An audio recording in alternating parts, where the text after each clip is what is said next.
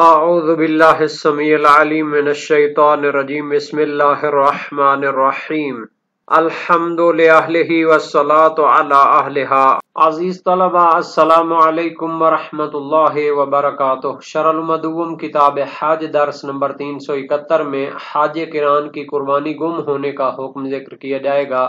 مناسک کے مینا پر گفتگو ہو رہی تھی اور مینا میں جو قربانی کی جاتی ہے اس کی مختلف اقسام ہیں۔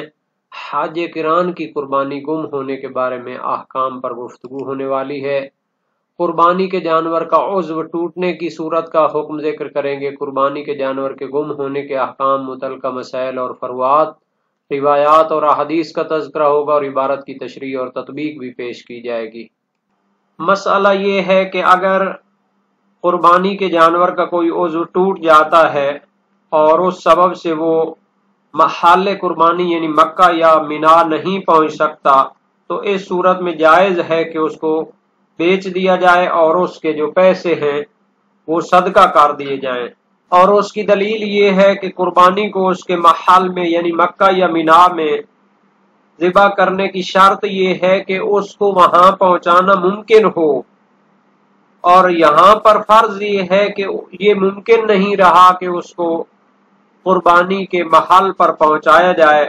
تو پس اس محل میں اس کو ذبح کرنے کا وجوب ساقط ہو جاتا ہے۔ اگر کوئی کہے کہ اس مسئلے میں فرق کہ جب اس کا عضو ٹوٹ جاتا ہے، پہلے مسئلے کے ساتھ کیا فرق ہے کہ جب عضو ٹوٹنے کے بغیر کوئی عاجزی آ جاتی ہے اور وہ جانور نہیں پہنچ سکتا اپنے محل قربانی تک، یہاں پر اس کو بیچنا جائز قرار دیا ہے اور اس کو اسی جگہ پر ذبح کرنے کو واجب قرار نہیں دیا۔ حالانکہ پہلے مسئلے میں کہا تھا کہ جہاں پر جانور چلنے سے عاجز ہو جاتا ہے تو اسی جگہ پر اس کو ذبح کرنا واجب ہے اور اس کو بیچنا جائز نہیں ہے۔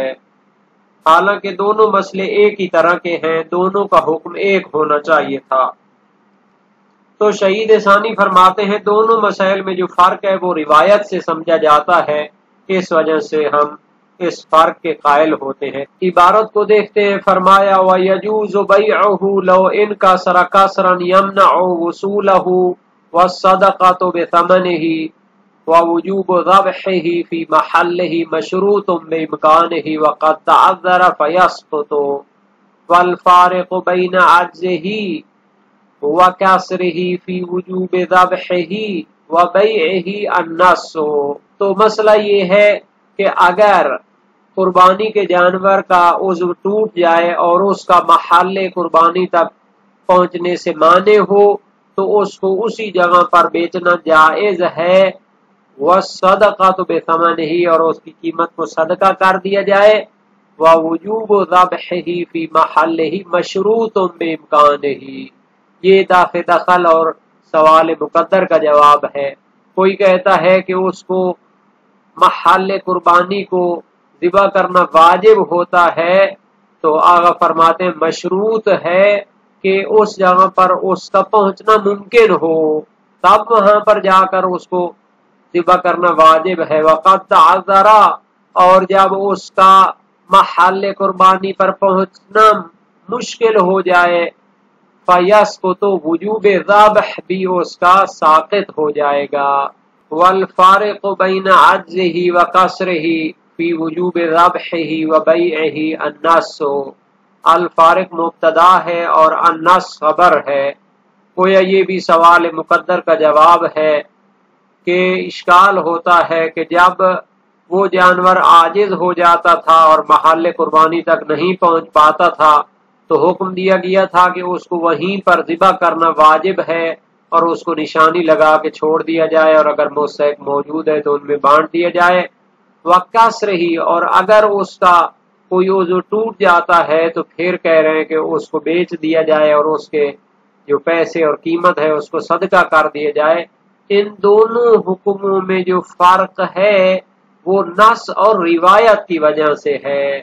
اگر روایت نہ ہوتی تو دونوں کو ایک جیسا حکم لگانا ممکن ہوتا۔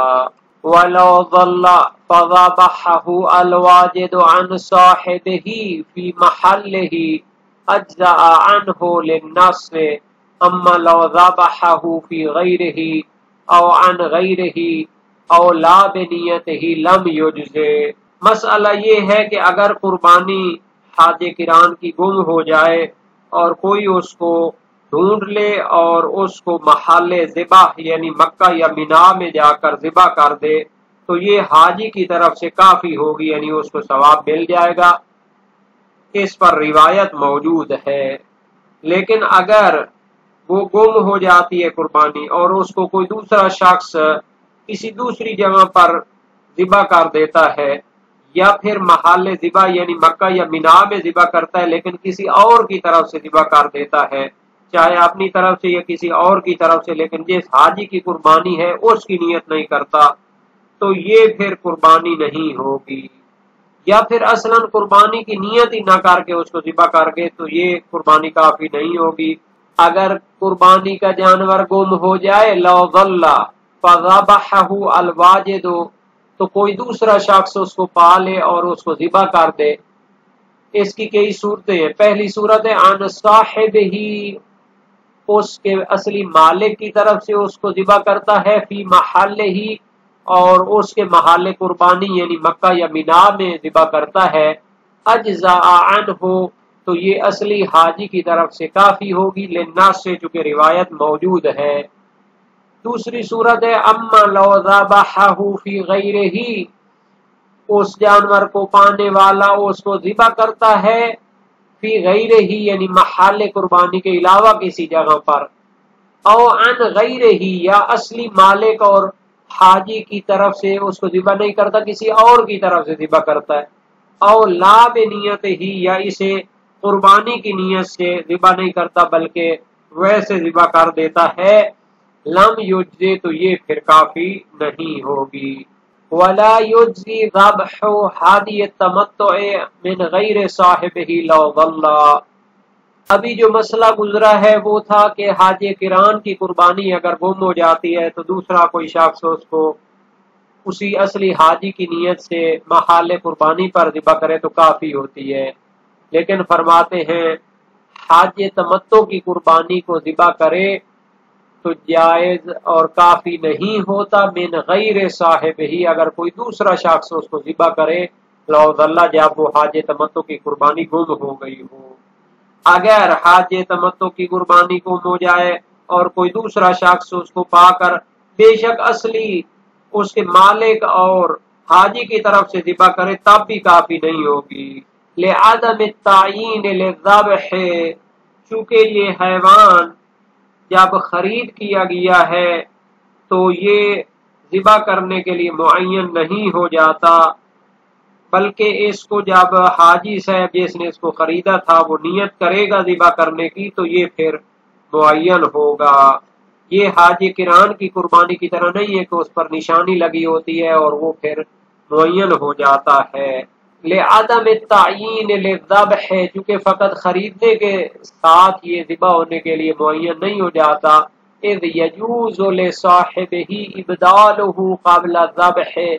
کیونکہ ذبح ہونے سے پہلے اس کو تبدیل کرنا اس کے اصلی مالک اور حاجی کے لیے جائز ہوتا ہے، بخلاف ہادی القران، لیکن حاج کران کی قربانی کے یہ خلاف ہے، فإنه يتعين ذبحه بالإشعار و التقلید، کہ جب اس کے ساتھ احرام باندھا جاتا ہے اور اس کو نشانی لگائی جاتی ہے، اشعار یا تقلید کیا جاتا ہے،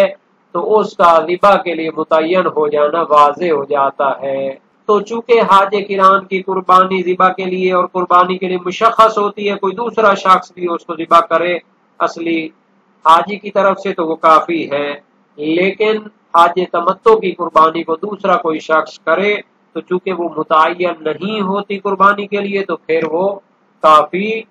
نہیں ہوگی۔ وَهَذَا هُوَ الْمَشْهُورُ، کہ فقہائے شیعہ میں مشہور یہی نظریہ ہے، وَالْأَقْوَى وَهُوَ الَّذِي اخْتَارَهُ فِي الدُّرُوسِ الْإِجْزَاءُ لِدَلَالَةِ الْأَخْبَارِ الصَّحِيحَةِ عَلَيْهِ، لیکن شہید ثانی فرماتے ہیں قوی تر نظریہ یہ ہے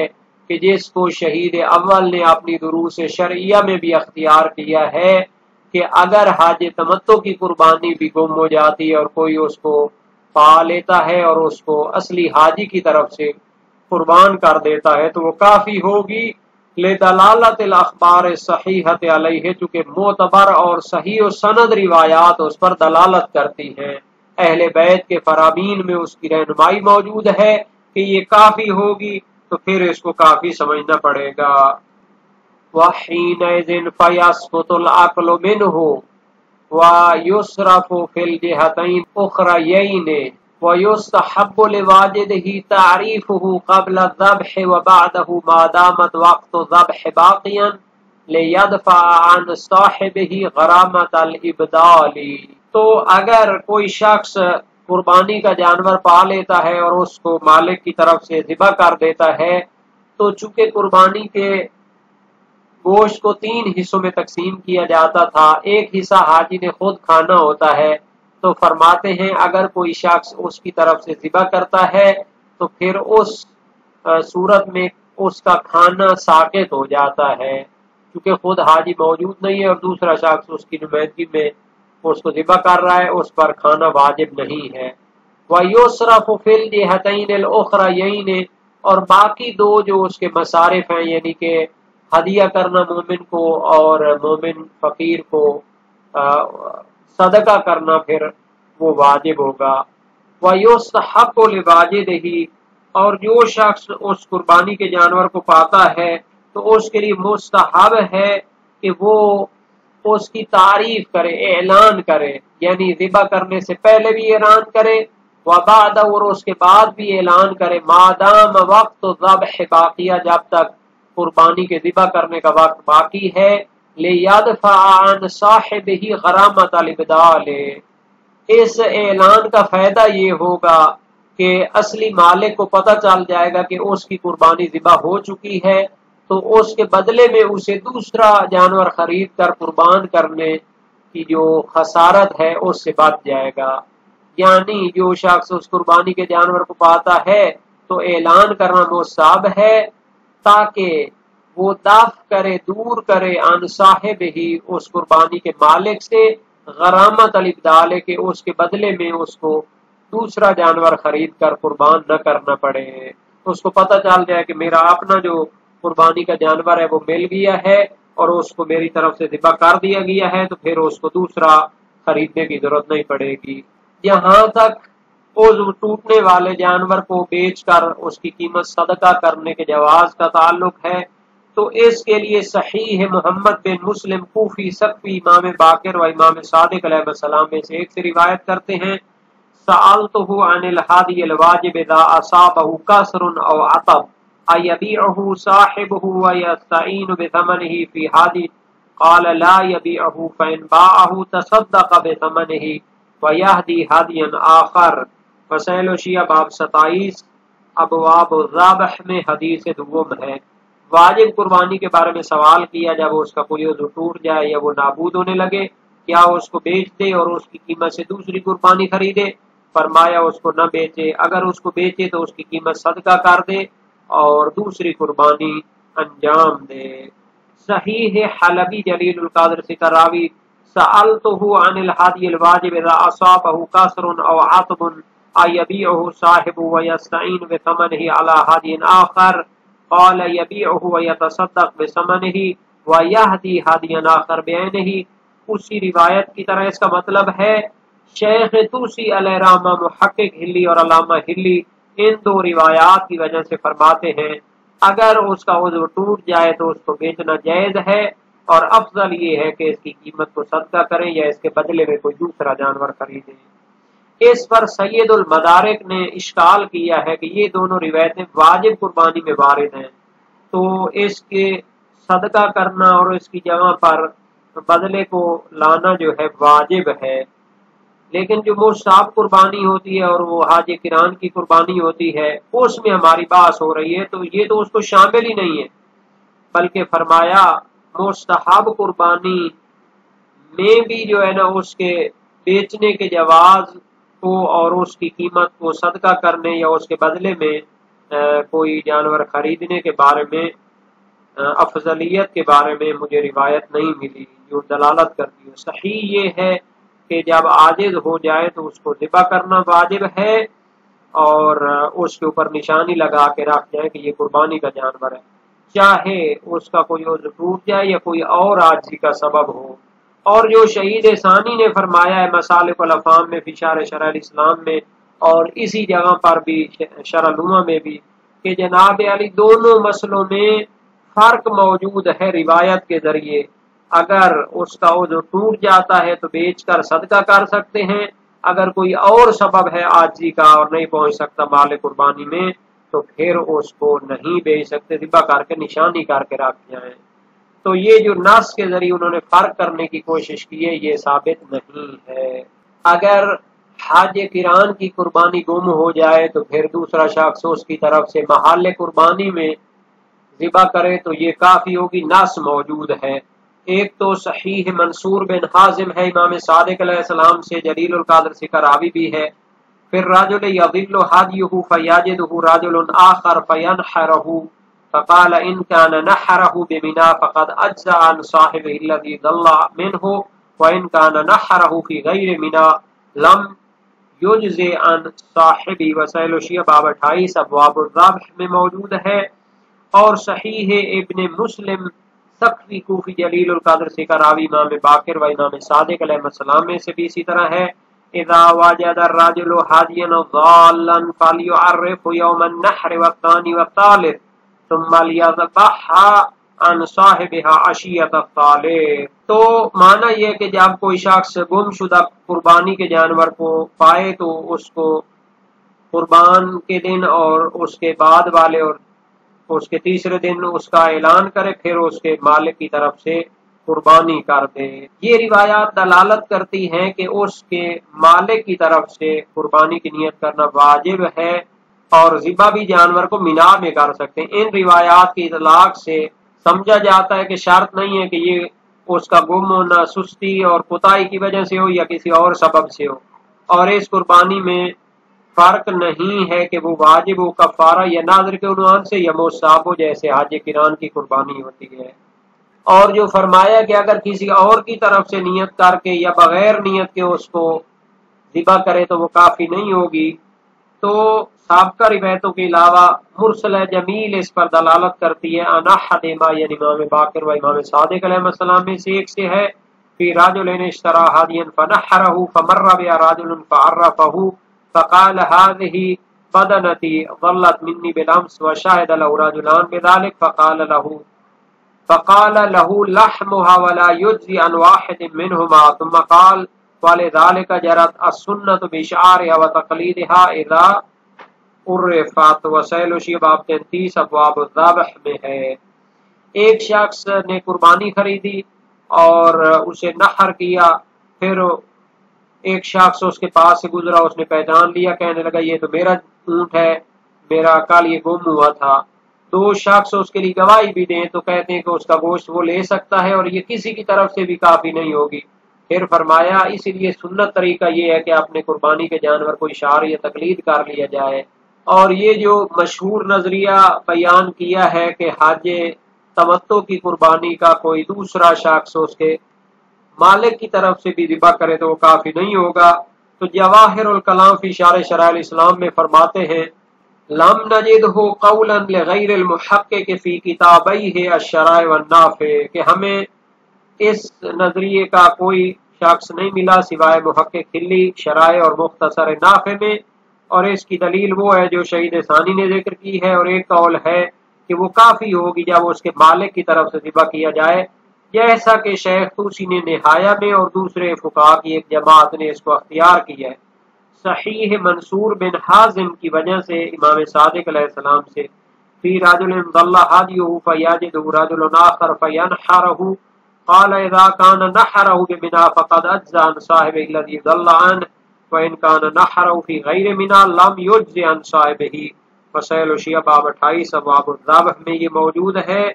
حدیث دوم، ایک شخص کی قربانی گم ہو جاتی ہے، دوسرا شخص اس کو پا کر ذبح کر دیتا ہے یا نحر کر دیتا ہے۔ فرمایا اگر مینا میں نحر کرے تو اس کے مالک کی طرف سے کافی ہے جس کا یہ جانور گم ہوا ہے، اور اگر اس کو کسی اور جگہ نحر کرتا ہے تو یہ اس کے مالک کی طرف سے کافی نہیں ہے۔ اور صحیح محمد بن مسلم کوفی بھی ہے امام صادق و باقر علیہ السلام سے، اذا وجد الرجل حدیا ضالا فلیعرف یوم النحر والثانی والثالث ثم لیذبحها عن صاحبها عشیۃ الثالث۔ یہ دونوں روایتیں مطلق ہیں، قربانی جو ہوتی ہے چاہے حاج تمتع کی ہو حاج کران کی ہو، دونوں کو شامل ہے۔ اس میں اشکال ہے کہ یہ ضرور رکھتی ہیں حاج کران کی قربانی میں، اور کم از کم اس میں شک ہے تو اس کا اطلاق یقینی نہیں رہے گا۔ اور جہاں تک اس کو پانے والے کو واجب ہے کہ اس کا اعلان کرے، حالانکہ ادھر فرمایا کہ مستحب ہے، تو وجوب اعلان کا تو نظریہ ہے نہایہ شیخ توسی سے ظاہر ہے، دروس میں اسے مستحب قرار دیا ہے، اور شہید ثانی نے شرح الامم اور مسالک میں اس کی علت بیان کی ہے۔ شاید عدم وجوب اس وجہ سے ہو کہ یہ اپنے مالک کی طرف سے کافی ہے، تو اس کو اعلان نہ کرنے سے اس پر ضرر کوئی نہیں ہوتا۔ اور اشکال یہ ہوتا ہے کہ اگر اس کا اعلان نہ کیا گیا تو پھر اس کے بدلے میں اس پر جانور قربان کرنا واجب ہوگا۔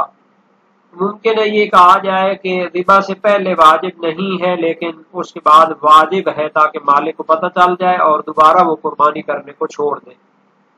تو اس میں دونوں جہات کا لحاظ ہو جاتا ہے۔ یہ سب اعتبار ہیں، روایت میں تو آئی نہیں ہے، خود علماء نے تعلیل اور اس کا فلسفہ بیان کیا ہے۔ صحیح محمد ابن مسلم گزر چکی ہے کہ جس میں امر ہے کہ قربانی والے دن اور اس کے بعد 2 دن اس کو اعلان کیا جائے اور تیسرے دن اس کو